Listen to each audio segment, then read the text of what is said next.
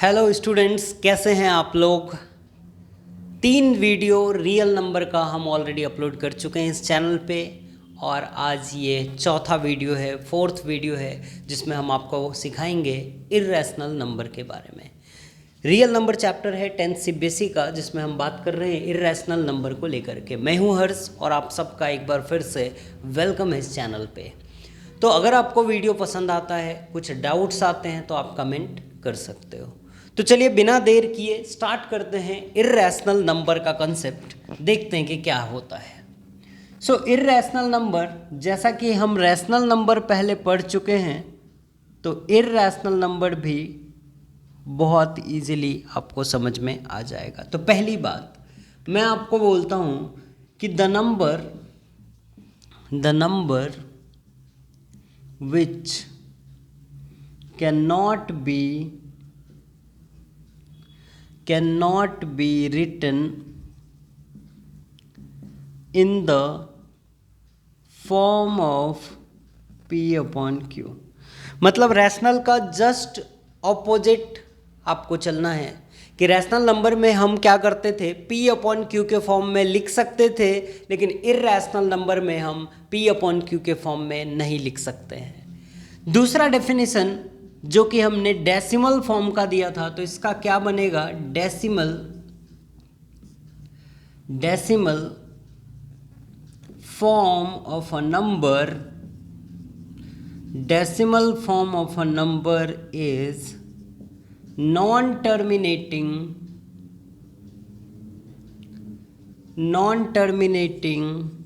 and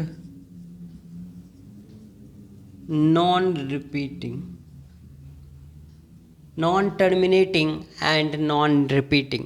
decimal form जो होगा number का वो क्या होगा, नॉन टर्मिनेटिंग होगा और नॉन रिपीटिंग होगा। Next, not a perfect root. मतलब कैसा, जैसे मैंने स्क्वायर रूट ऑफ 4 लिखा तो आप आंसर क्या लेके आते हो, 2। ये एक परफेक्ट रूट है, 4 का आंसर कितना आ जाता है, 2। लेकिन अगर मैं आपको बोलूं कि स्क्वायर रूट ऑफ 14 बताओ, तो क्या कोई परफेक्ट वैल्यू आपको मिलेगी, नहीं। मैं पूछूंगा रूट अंडर 7 बताओ, कोई परफेक्ट वैल्यू नहीं मिल रही है। सो इट मीन्स कि ये नंबर भी क्या होंगे, रैशनल नंबर होंगे। Root under 2, root under 3, root under 5, root under 7, root under 11, all these numbers are irrational number. ये सारे क्या होंगे, इर्रेशनल नंबर होंगे। मैं अगर मोटा मोटी आपको एक बात अगर मैं बताऊं, सीधा सीधा मैं अगर बताऊं, तो ये समझ लो कि जो रैशनल नहीं है वो इर्रेशनल है। अब एक आदमी के 2 बेटे हैं, तो अगर मैं बोलूँगा कि सर आपका पहला वाला बेटा जो है वो ये काम नहीं कर सकता है, पहला वाला बेटा ने ये काम नहीं किया है, तो इसका मतलब क्या है कि दूसरे वाले बेटे ने ये काम किया है। 2 बच्चे, दोनों खड़े हैं, दोनों बड़े शरारती हैं, तो एक बच्चे ने मारपीट करी, मैं घर पे गया, या मान लो कोई आदमी है घर पे गया, घर पे जाके बोला कि देखो तुम्हारा बच्चा ऐसा ऐसा कर रहा है, तो वो बच्चे को बोला ये देखो ये बच्चा है क्या, मैंने बोला नहीं नहीं, ये बच्चा जो पहला बेटा है, बड़ा बेटा है, वो नहीं है। तो ऑब्वियसली आंसर क्या होगा, दूसरा वाला। तो इर्रेशनल नंबर और रैशनल नंबर के साथ भी यही कंडीशन है कि रियल नंबर के 2 पार्ट हैं, रैशनल एंड इर्रेशनल, और रैशनल अगर नहीं है तो वो क्या होगा, इर्रेशनल नंबर होगा। आई होप कि बात को आपको समझ में आ रही है, इर्रेशनल नंबर होगा। इर्रेशनल नंबर का कल हमने प्रूफ भी देखा था। कुछ क्वेश्चंस ऐसे होते हैं, जैसे आपको दे देंगे 2.3187 और ऐसा बार लगा देंगे, तो क्या ये रैशनल है, ये रैशनल है या इर्रेशनल है, आपको बताना है। ये रैशनल होगा क्या, इर्रेशनल होगा। तो मैं बोलता हूं बच्चों, ये रैशनल नंबर है, ये नंबर जो है ये रैशनल नंबर है। क्यों ये रैशनल नंबर है, क्योंकि ये नॉन टर्मिनेटिंग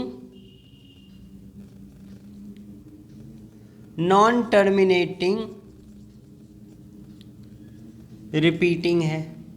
ये रैशनल नंबर नहीं है, ये क्या है, नॉन टर्मिनेटिंग रिपीटिंग। और नॉन टर्मिनेटिंग रिपीटिंग नंबर क्या होते हैं? रैशनल नंबर होते हैं। कल ही हमने डेफिनेशन पढ़ा है, नॉन टर्मिनेटिंग रिपीटिंग क्या होंगे? रैशनल नंबर होंगे। नॉन टर्मिनेटिंग रिपीटिंग क्या होंगे? रैशनल नंबर होंगे। आई बात समझ में? चलो देखते हैं इसके आगे कि अगर कोई नंबर पी बाई क्यू के फॉर्म में लिखा है तो क्या वो टर्मिनेटिंग है कि नहीं है, ये हम बिना डिवीजन किए कैसे चेक कर सकते हैं? विदाउट एक्चुअल डिवीजन कैसे हम चेक कर सकते हैं कि कोई गिवन नंबर इर्रेशनल है क्या, रैशनल है कि क्या है? तो जैसे एक क्वेश्चन मैं लिखता हूं आपके सामने, 121 upon 2 to the power 3, 3 to the power 2 into 7 to the power 1, 7 to the power 5 है। कोई बात नहीं, 5 रहे 1 रहे दोनों चलेगा। अब आपको बताना है कि गिवन नंबर इज टर्मिनेटिंग और नॉन टर्मिनेटिंग। ये जो है, ये नंबर जो बोर्ड पे लिखा है ये टर्मिनेटिंग है क्या नॉन टर्मिनेटिंग है, ये आपको बताना है। तो कैसे हम बताएंगे? तो आप ध्यान से देखो, क्या डिनोमिनेटर, हमको क्या चेक करना है? क्या चेक करना है कि डिनोमिनेटर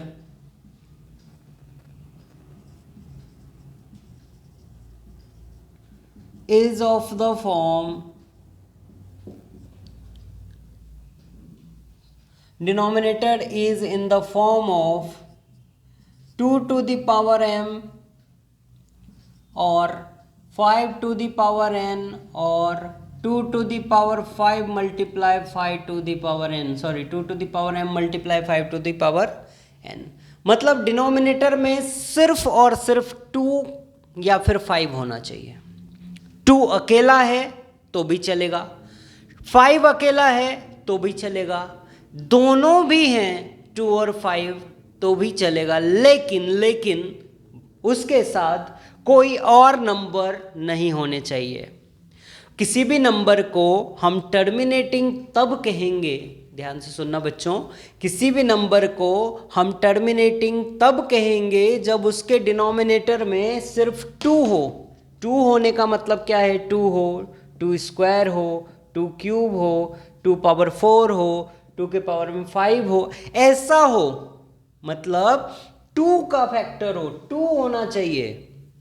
अगर 2 नहीं है तो चलिए कोई बात नहीं, 5 होना चाहिए। लेकिन अगर 5 भी नहीं है तो 2 और 5 दोनों होना चाहिए, कुछ इस टाइप से। अब m की जगह पे आप 1 रखोगे तो 2 to the power 1 into 5 हो जाएगा, m की जगह 2 रखोगे तो 2 to the power 2 into 5 हो जाएगा, m की जगह 3 रखोगे तो 2 to the power 3 into 5 हो जाएगा, तो ये भी चलेगा। लेकिन कंडीशन है कि कोई और नंबर नहीं होने चाहिए। तो अब आप बताओ कि ये जो गिवन नंबर है क्या वो टर्मिनेटिंग है या नॉन टर्मिनेटिंग है? टर्मिनेटिंग है या नॉन टर्मिनेटिंग है? तो मैं बोलूँगा बच्चों ये नॉन टर्मिनेटिंग है। ये क्या है? नॉन टर्मिनेटिंग है, क्योंकि इसके डिनोमिनेटर में क्या आ गया? 3 आ गया, 7 आ गया। तो अगर डिनोमिनेटर में 3 और 7 यानी 2 और 5 को छोड़ के कोई भी नंबर आता है तो वो क्या होगा? नॉन टर्मिनेटिंग डेसिमल होगा। एक एग्जाम्पल आपके सामने रखते हैं, आप चेक करके बताइए। 17/19, 1 माइक्रो सेकेंड का टाइम है आपके पास। 17/19। अब कुछ बच्चों का सवाल होगा, एक सेकेंड, अब कुछ बच्चों का सवाल होगा कि सर एक बात बताओ मुझे, दिख रहा है क्या? हाँ दिख रहा है। कुछ बच्चों का सवाल है कि सर मुझे एक बात बताओ, आप जब मुझे दे रहे थे क्वेश्चन, जब आप पूछ रहे थे तो वहां पे क्या था? आपने फैक्टर करके दिया, इस फॉर्म में दिया, लेकिन अभी तो आपने इतना बड़ा नंबर 90 दे दिया। तो सोचना नहीं है बालकों, क्या करना है? 90 का फैक्टर करना है। कल आपको सिखाया था फैक्टर करना। 2 से डिवाइड करेंगे 90 को, क्या हो जाएगा? 45। 3 से डिवाइड करेंगे क्या हो जाएगा? 15। फिर 3 से डिवाइड करेंगे, 3 5 जा 15, फिर 5 से करेंगे तो 1। तो 5 3 जा 15, 15 3 जा 45, 45 2 जा 90। तो क्या मैं इस 90 को ऐसा लिख सकता हूँ 2 इंटू 3 इंटू 3 इंटू 5। देखिए लिख दिया मैंने 2 इंटू 3 इंटू 5। सो बालकों क्या मैं इसको ऐसा भी लिख सकता हूँ क्या 2 इंटू 3 का स्क्वायर इंटू 5। अब आप बोलोगे कि सर इस क्वेश्चन में 2 और 5 दोनों है तो ये टर्मिनेटिंग होगा, लेकिन मैं बोलता हूँ बालकों, प्यारे बालकों, ये नहीं होगा। पूछो क्यों नहीं होगा? क्योंकि एक सवाल है, सिंपल एक ही चीज़ है जो आपको देखना है कि डिनोमिनेटर में हमको कुछ नहीं, आंख बंद करूंगा मैं, आंख खोलूंगा तो मुझे 2 दिखा चलेगा, आंख बंद किया आंख खोला 5 दिखा चलेगा, आंख खोला आंख बंद किया आंख खोला देखा 2 और 5 दोनों है चलेगा, आंख बंद किया आंख खोला देख रहा हूं कि ये दोनों नंबर को छोड़ के कोई भी और नंबर है तो नहीं चलेगा। सो ये बिल्कुल भी नहीं चलेगा। यहाँ 3 भाई साहब आके बैठे हैं और अगर 3 भाई साहब आके बैठे हैं तो ये नहीं चलेगा। ये क्या हो जाएगा? Non terminating. आई बात समझ में? ये क्या हो जाएगा? Non terminating. चलो चेक करते हैं आगे। 66 अपॉन 180 आप लोग करके बताएंगे, प्यारे बालकों करके बताएंगे। 66 upon 180, 66 upon 180 whether it is terminating और नॉन टर्मिनेटिंग डेसिमल। 66 अपॉन 180। तो सबसे पहले मुझे पता है बच्चों ने कर सकते हैं 180 का क्या करेंगे? फैक्टर। तो 2 9 जा 18, ये 0 खिसक के यहाँ आ गया। फिर से 245, 3 से 3 15 जा 3 5 जा 5 1 जा। सो क्या हो जाएगा? 66 अपॉन 2 का स्क्वायर इंटू 3 का स्क्वायर इंटू 5।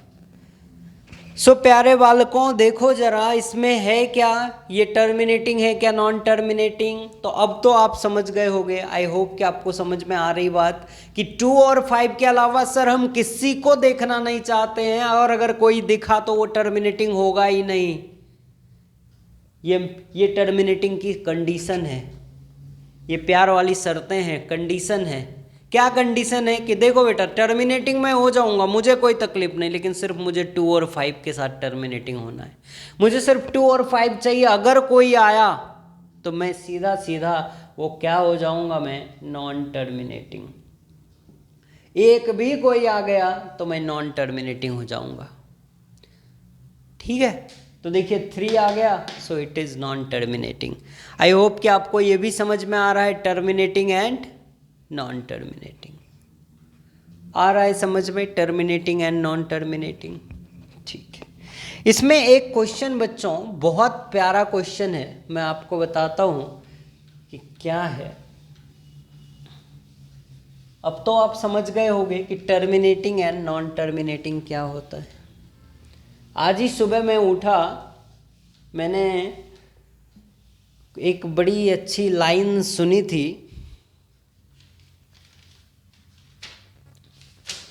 वो अच्छी लाइन है कि उड़ान हौसलों से उड़ा जाता है, पंख से नहीं, ऐसा कुछ था। बहुत ज़बरदस्त लाइन थी, मुझे एग्जैक्टली याद नहीं आ रहा है, नहीं तो मैं आपको बताऊंगा अगर बाद में मुझे मिला वापस तो। बहुत प्यारी लाइन थी कि उड़ान पंखों से नहीं हौसलों से उड़ा जाता है। बहुत बहुत बेहतरीन लाइन है, एकदम मोटिवेट हो जाओगे देख के। सो रैशनल एंड इरैशनल से रिलेटेड इतनी सारी बातें हमने की अभी। आप आई होप कि आप एक्सरसाइज वगैरह सॉल्व कर रहे होंगे। ठीक है, तो जो मैंने आपको क्वेश्चंस बताए थे, एक क्वेश्चन और भी है, मैं आपको एक्सप्लेन करता हूँ। देखिए एक्सरसाइज के अंदर है कि 6 to the power n can 6 to the power n ends with the digit 0 for any value, any natural number या natural value of n। ऐसा क्वेश्चन है एक, आपकी एक्सरसाइज में आप देखना कि क्या कभी ऐसा हो सकता है क्या क्या कभी ऐसा हो सकता है क्या कि 6 to the power n end होगा 0 से, यानी उसका डिजिट, जैसे अगर मैं आपको एक दिखाता हूँ 6 टू द पावर 1, मतलब n की कोई भी नेचुरल वैल्यू रखो 1 2 3 4, तो मैंने 1 रखा तो क्या आया 6, 0 आया नहीं। 6 टू द पावर 2 रखा, यानी n की वैल्यू 2 रखा तो आ गया 36, क्या लास्ट में 0 आ रहा है? नहीं। n की वैल्यू मैंने 3 रखा 6 टू द पावर 3, तो कितना हो जाएगा? 216 हो जाएगा। क्या अब भी 0 आया? नहीं। तो ऐसे करते करते n इज इक्वल टू 4 चलते चलते n की किसी भी वैल्यू के लिए क्या 6 टू द पावर n की वैल्यू 0 होगी, ऐसा आपको बताना है। ये एक क्वेश्चन है, 2 मार्क्स का क्वेश्चन है, बहुत अच्छा क्वेश्चन है, थोड़ा सा आपको ध्यान देना पड़ेगा, आ जाएगा। तो चलिए बता देते हैं इस क्वेश्चन को भी।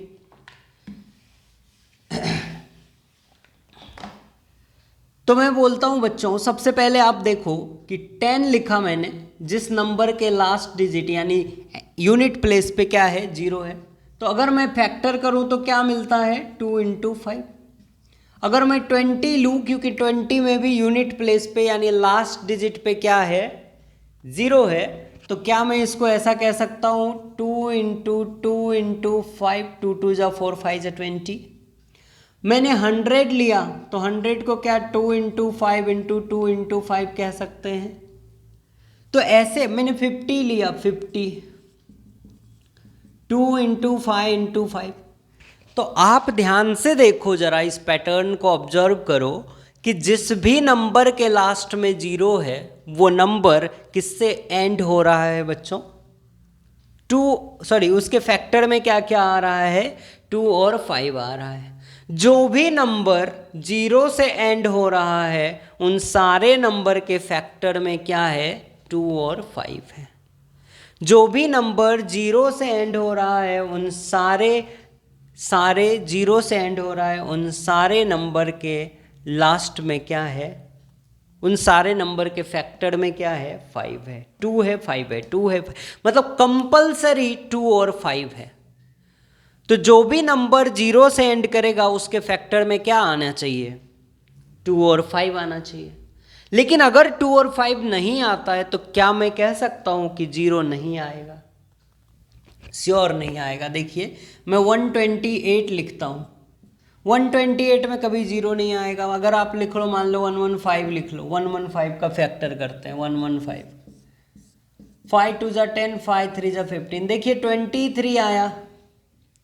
तो कभी भी 23 1 जा 23, तो कभी भी अगर कोई नंबर के एंड में 0 नहीं है तो उसके फैक्टर में 2 और 5 नहीं आ रहा है। और अगर इसी का दूसरे तरह से आप बोल के देखो, तो अगर नंबर का एंड प्लेस यूनिट प्लेस 0 है तो उसके फैक्टर में जरूरी है कि 2 और 5 का आना, 2 और 5 का आना। क्लियर है इतनी बात? क्लियर है इतनी बात? 2 और 5 आएंगे, बाकी नंबर आए तो आए, मुझे कोई मतलब नहीं। 7 इंटू 10 कितना होता है? 70। देखिए इसको लिख सकते हैं क्या? 2 इंटू 5 इंटू 7। तो देखिए 2 और 5 तो आए, लेकिन साथ में 7 भी आया, तो हमें मतलब नहीं। 2 और 5 अगर आ गया तो 0 से एंड करेगा। तो मैं ऐसा लिखूंगा, 6 का फैक्टर क्या आता है? 2 इंटू 3। तो देखिए इसके फैक्टर में कभी भी 5 नहीं है, तो हम क्या लिखेंगे? 6 टू द पावर एंड, या फिर ऐसा लिखते हैं, the number having 0 at unit place must have 2 and 5 as a factor, but 6 has only 2 factor, that is 2 and 3. Therefore 6 to the power n can never end with digit 0। अब 6 के factor में 2 और 5 है ही नहीं, तो 6 और 5 कभी 0 से एंड होगा ही नहीं। इतना सिंपल है। आया समझ में? ठीक है, बेहतर, अच्छा क्वेश्चन है, थोड़ा सा ट्रिकी है। अगर आप एक बार समझ गए, पहले आप ये थोड़ा सा कुछ एग्जाम्पल दिखा दो कि हाँ ये एग्जाम्पल में क्या है, 2 और 5 आने चाहिए, और फिर उसके बाद स्टेटमेंट इंपॉर्टेंट है बालकों। इसमें स्टेटमेंट बहुत इंपॉर्टेंट है। तो स्टेटमेंट आपको थोड़ा सा कन्विंस करने वाला स्टेटमेंट लिखना है कि कैसे, जैसे आप मान के चलो कि आप किसी को एक्सप्लेन कर रहे हो, आप किसी को समझा रहे हो कि हाँ भैया ये क्यों नहीं होगा, तो ये इसलिए नहीं होगा क्योंकि इसके फैक्टर में 2 और 5 नहीं आता, और 2 और 5 क्यों चाहिए हमें, क्योंकि 2 और 5 ही 0 बनाते हैं कि यूनिट प्लेस पे 0 आता है। आया समझ में? ठीक है, तो rational irrational number real number में आई होप कि टॉपिक कंप्लीट हो चुका है और कुछ भी नहीं है।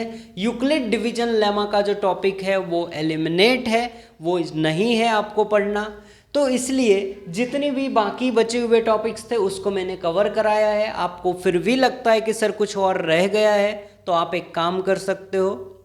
हाँ, एक चीज़ और है, वो भी मैं आपको बता देता हूँ, इर्रेशनल नंबर से रिलेटेड वो भी क्वेश्चन एक है, कई बार आपको लगता होगा, और सारे एक ही टाइप के क्वेश्चन है बच्चों, ध्यान देना।